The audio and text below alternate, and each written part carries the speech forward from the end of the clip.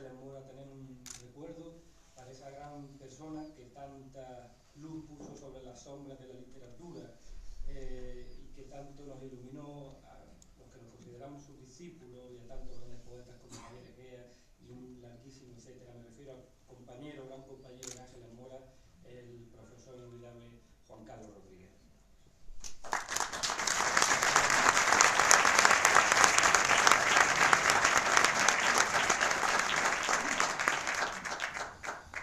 Mira también la noche.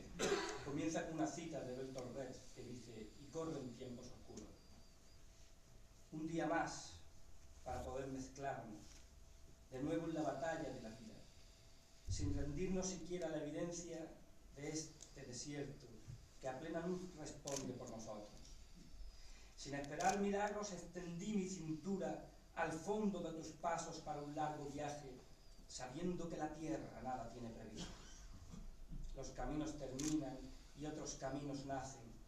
Crucemos puertas, tengamos hambre, sed. Ríos turbios se acercan, mares. Siempre tu mano supo deshacer el lazo más tenaz de mi tristeza. Frente a ti cada muerte y mi cansancio, frente a la destrucción de tantos sueños, inventemos de nuevo las palabras, otras palabras nuestras, borrosas como el día que despierta, inciertas, como cada alegría y su derrota. Palabras para decir ahora que pronuncien mañana.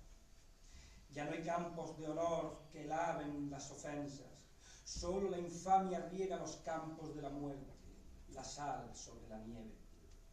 Vuelan a ras de tierra los pájaros y el alma, y la sombra aparece como un manto violeta en tus ojos brillantes.